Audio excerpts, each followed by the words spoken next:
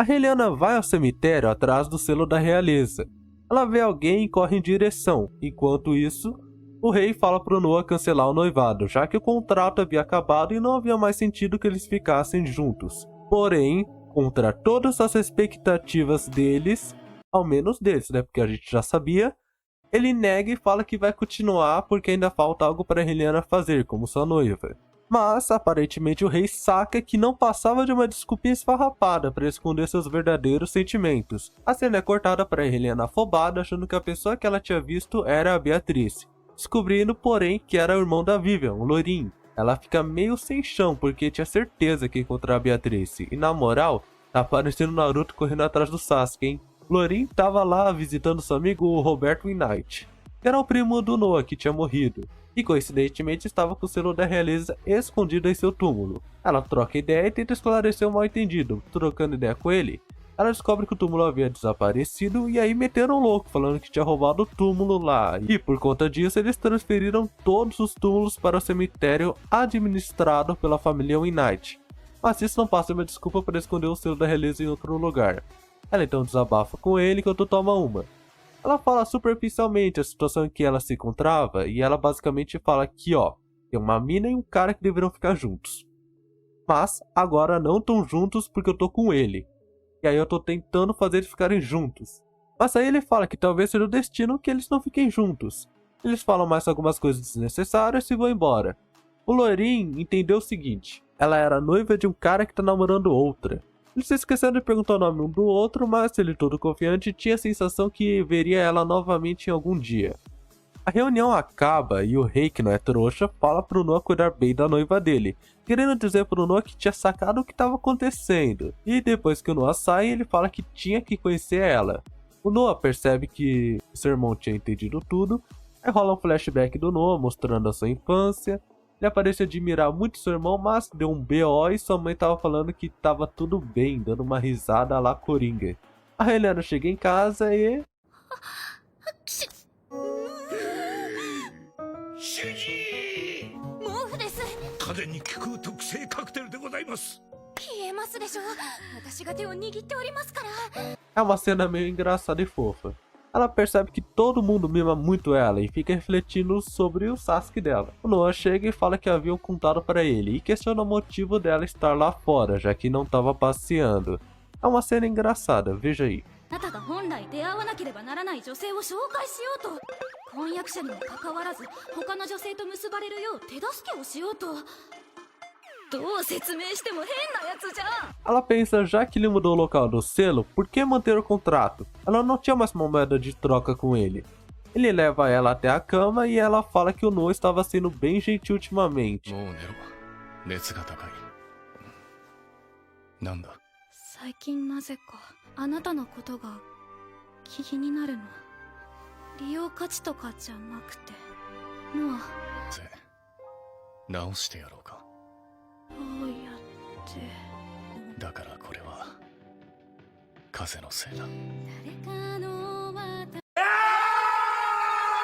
No dia seguinte, ela acorda sem febre. Por que será, né? Aparecem uns personagens de fundo fazendo algumas coisas enquanto ela passa um discurso. Aí aparece o Noah, que pergunta se ela tinha melhorado e ela responde que sim, e entrega o jornal para ele. Ele age meio estranho com ela e como ela só se lembrava dele levando ela pro quarto, ela pergunta ao Noah se havia sido mal educado à noite. Ele espirra e ela comenta que ele tava com gripe e sai de lá toda feliz. Esse foi o último episódio desse anime cativante. A animação não foi lá aquelas coisas, mas a história é muito boa. Bem, isso não significa que nós temos que nos contentar apenas com o último episódio, não é mesmo? O Manhwa Webtoon que você quiser chamar, encerrou a primeira temporada no capítulo 50. Bem, então vamos dar uma pequena olhada na segunda temporada. O capítulo 51 começa de boas com o rei jogando algum tabuleiro, o Gold Cake. E do nada o rei fala que precisava ver a Helena, o Kate fica em choque e fala que vai ser difícil. Ele fala que está preocupado com a possibilidade do Noah estar envolvido com alguma maluca. O Kate fala que já tinham feito uma pesquisa sobre ela, mas o rei insiste em querer vê-la. Sorridente, ele pergunta se o Kate irá ajudar ele, e ele apenas aceita. Ele vai embora para baixo e o rei comenta que Keith não sabe jogar e a assistente dele já manda uma indireta para ele. E em seguida vai embora deixando ele sozinho. Depois vem o último trecho do último episódio e o Noah fala que tem que ir no escritório imperial e avisa o Gideon que se alguém do Palácio Real aparecer atrás da Heliana, era para ele mandar embora. Passa um tempo e o Kate aparece lá, falando que tinha algo a discutir com a Heliana, e como o Kate é quase um assistente do Noah, o Gideon raciocina que o Conde não estaria incluído como alguém do Palácio Real. E esse foi o motivo do rei ter mandado ele. Ele vai ao salão e pergunta sobre a febre dela, bem hesitante. Ele fala que o Noah queria ver ela e mandou ele buscar a Prota. Ela fica confusa e se pergunta do porquê ele não tá olhando nos olhos dela. Ele evita olhar tanto que bate a cabeça na parede. Como Kate provavelmente não machucaria ela, ela aceita ir. Durante a viagem ela chama o nome dele e ele fica morrendo de medo, mas ela só pede para tocar no cabelo dele, porque tinha dado vontade. No palácio, a assistente do rei guia a Heliana até o escritório dele. Entrando lá, ela o vê sentado sem entender nada, porque ela estava achando que era para ver o Noah. A secretária fecha a porta e a Prota fica presa lá. Ela percebe que era o rei e aí ela se apresenta formalmente. Ele pede desculpas por ter enganado ela e diz que como Noah não queria que ele visse ela, ele ficou muito curioso. Ele vai conversar com a secretária e a Prota vê o tabuleiro de antes. E aí descobrimos que é um jogo popular na Coreia e ela gostava muito, chamado Go. Ela aprendeu a jogar depois de encher o saco da sua mãe, porque o irmão dela tinha começado a ter aulas sobre. O rei fica surpreso por ela saber jogar e oferece um chá e comenta que tem tomado por causa do trabalho estressante dele. Ela pergunta se é sobre as alocações orçamentárias e aí o rei fica mais interessado. Ele vai questionando para ir avaliando ela e no final ela fala para ele mandar um auditor para garantir se os números estavam corretos e se não estavam fazendo caixa 2. Ele pergunta o motivo dela achar isso e como ela não pode falar que viu no livro, ela fala que foi instinto de comerciante, já que seu pai é um barão. Acaba que ela ganha a partida e fica toda contente. Ele fala que nunca tinha perdido antes e isso é desculpa para ela ficar lá. Ele fala que tem que ser a mestra dele agora. E aí ela fala que não estava qualificada, mas ele só usa um argumento para vencer ela. E como ele não sabia quando precisaria dela, ela deveria ficar no palácio. A secretária depois questiona o rei, mas ele fala que é tudo pelo Noah, e ainda fala que o amor requer um pouco de sofrimento. Em outras palavras, ele nunca pensou em deixar ela ir tão cedo.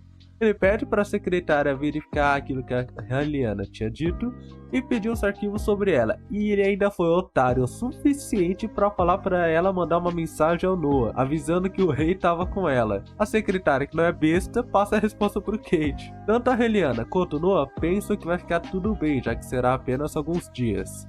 No outro dia, a Prota tá caminhando com o rei no labirinto, só que caminhando rápido. Há bastante tempo, ela tá morta enquanto ele só tá se divertindo. Ele pressiona uma pedra e abre uma entrada secreta, que leva ao jardim secreto. Mas, para sacanear ela, ele fala que ela é a única pessoa que sabe do jardim, mas depois desmente dizendo que várias pessoas já sabiam. Ele fala que o que ela havia falado sobre o vazamento de dinheiro estava correto, e mostrar aquele jardim era uma forma de agradecer ela. Ele pergunta sobre o Noah e aí do nada ele deixa a bengala dele cair.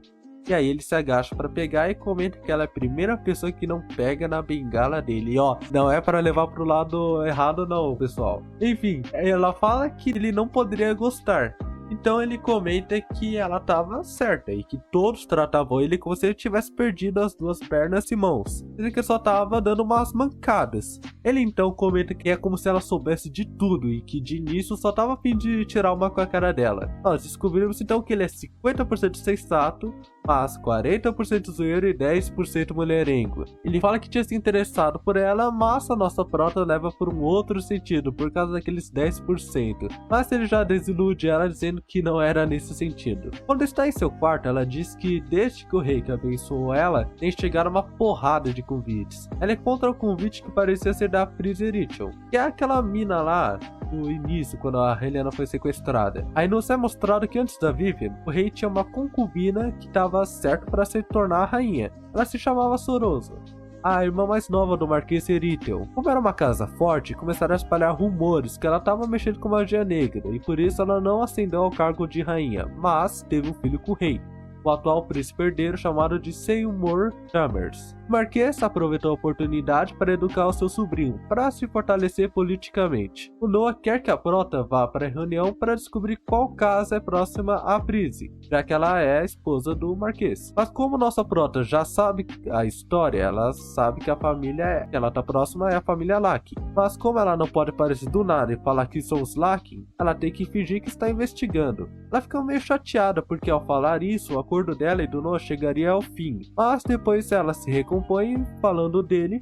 Ele tá cansado porque estava trabalhando no escritório imperial e pensa que deve ser porque não tinha retornado à mansão. E vai andar no corredor enquanto vai cumprimentando a todos, mas do nada algo fora chama a atenção dele. E era a Prota, que estava em outra parte do castelo. A Prota percebe ele e escreve o nome dele na janela toda alegre. A cara dele de surpresa. Eles começam a se comunicar por sinais, ela pergunta se ele estava bem e ele acena que sim.